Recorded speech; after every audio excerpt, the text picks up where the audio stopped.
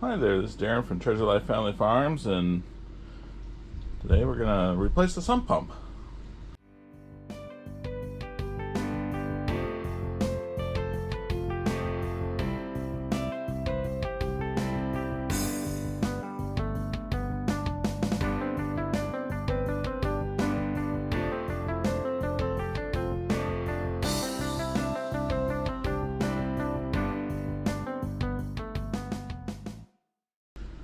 Or tomorrow we're going to replace the sump pump, but we want to see what's wrong with this original one first. And today I had to go to town, so I thought, well, I better pick up a new one. So I got the Ridgid. We don't have a lot of gallons per minute that we need, but we do pump a lot of water. It comes on and off all the time. We're down here in the basement,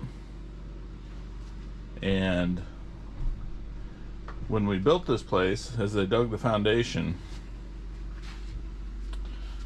probably about this level here, a couple feet up from the bottom, there's like a slime layer of dirt or gravel or something, and you wouldn't want to put a foundation on top of that because it's just like mush, and there's a lot of water in it.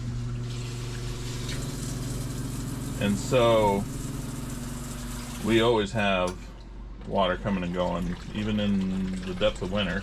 Now when it gets super dry out, we get a little less, and when it gets super wet out, it doesn't really seem like we get more. So I don't know, maybe a little bit, but we haven't had any flooding issues. We haven't really had high water or anything. When we built the house, we put in a second sump pit, with the idea being I would come down here immediately after we moved in, plumb a second pump up the wall, drill it out, and exhaust out. And almost 5 years later, no, didn't do that yet. The other thing is, here's what happens.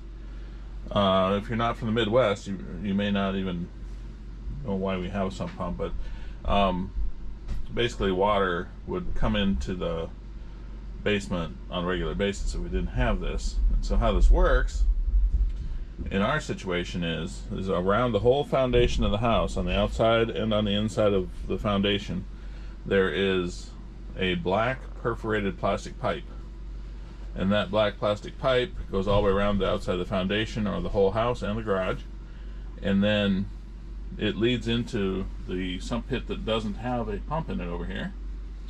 And these pits are connected together with a pipe. So it goes into that one first, then it runs over here. This one's got the sump pump in it, and so the sump pump, let me show you on the new one here. I'll just let the box drop on the floor here. The sump pump has a float here. When the water gets high, it flips the switch on, pumps it out. When it gets down here, it turns the switch off. So it just sits there and turns off and on and off and on. So, planning ahead, we had two separate circuits from the power box run here, so that if one were to break a breaker or something, the other one would still be able to run. So I do need to get that plumbed in. But for today, our issue is this sump pump. And I was down here planting tomatoes last night, and determined that the sump pump wasn't sounding right sometimes when it runs. So I had one of the kids grab a our Ridgid drill screwdriver here with a 1/2-inch socket, take all the screws out around this thing, rotate the lid around so we can see what's going on down there. And my office where I work all day is just above this, and so I kind of got used to hearing it turning on and off. It's really subtle up there, but it's subtly different now. So what I'm going to do is use the GoPro here.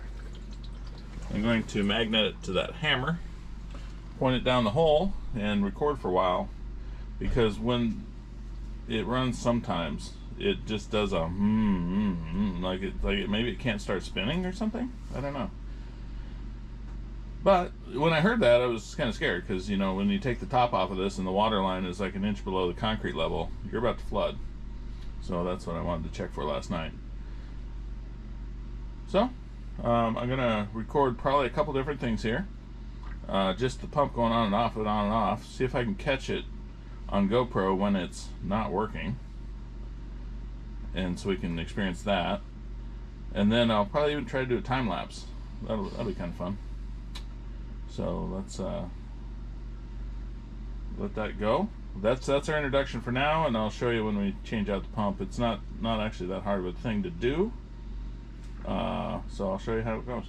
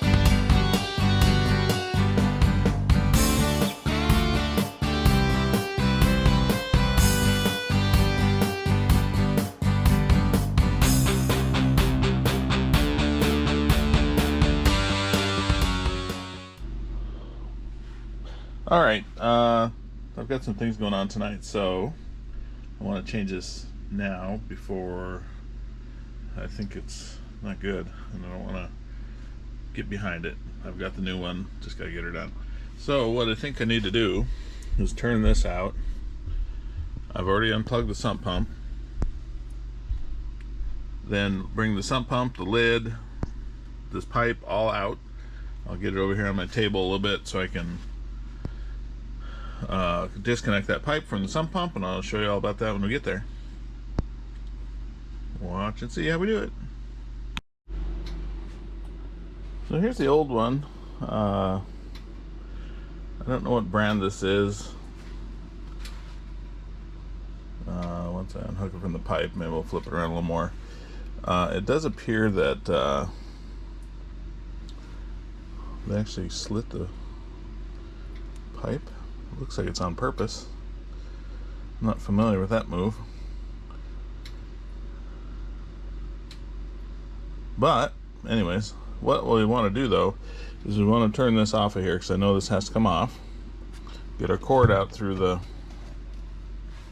sump pump lid, and then I want to lay the pumps side by side, because if one's very much taller or shorter or different than the other one, that could lead to things not fitting back together once we set it down in the hole again.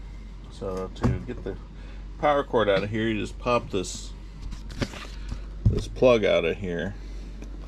It's got a split in it, so then plug can go there. We'll bring our wire through. The reason this has a sealed lid is for radon, so that we don't have the radon coming up from underneath the concrete floor out of the pits and having high radon levels in the house.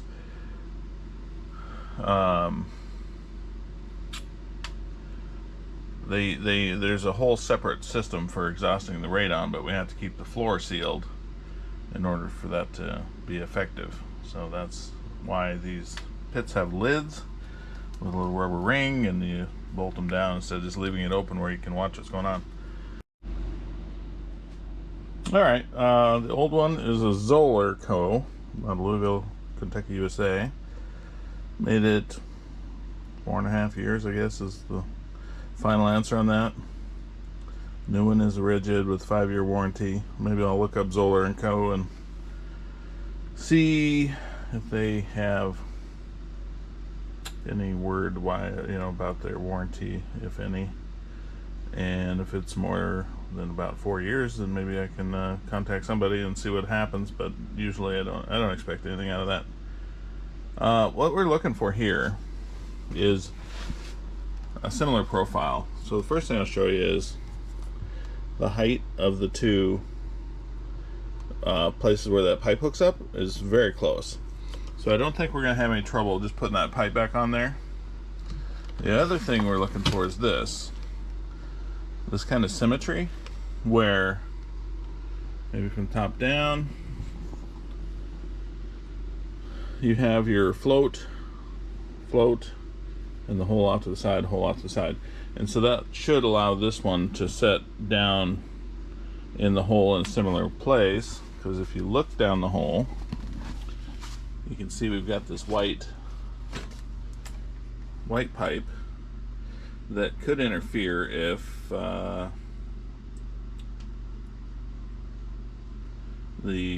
configuration was much different.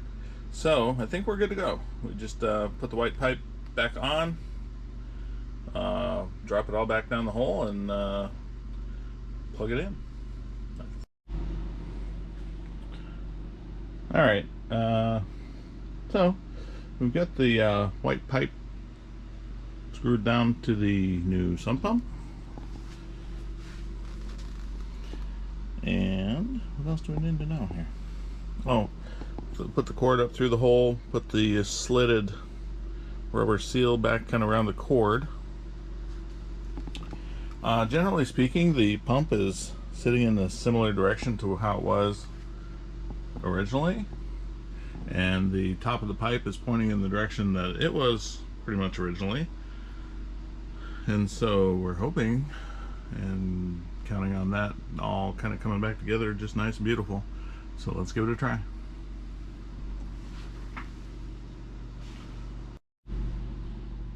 Alright, just in the time that we've been doing this, like 15 minutes, the water is up about 3 or 4 inches above where the normal scum line is. So we're going to plug this in first try.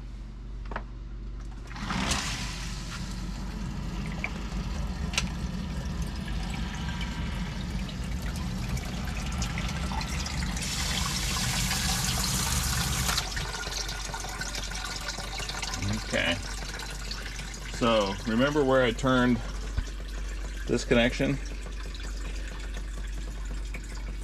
Now that leaks, so I've got to try my pliers and tighten that up. And if those pliers won't work, I gotta go get the big ones. So let me work on that. But otherwise, yeah, sump pump is kind of back in business. That's really all it takes. So let me tighten that up, and we'll see when it runs next time how we do. Alright, I found my big pliers. I got that those connections tightened up so they don't seem to be leaking, but I'm going to leave the lid off probably another day. Make sure everything down here dries up and the water stays low. I'm going to listen for this thing kicking on and off. That's what the new one looks like down in the sump hole. Probably about to kick on, I don't know. So thanks for watching. That's our sump pump swap out. See you in the next one.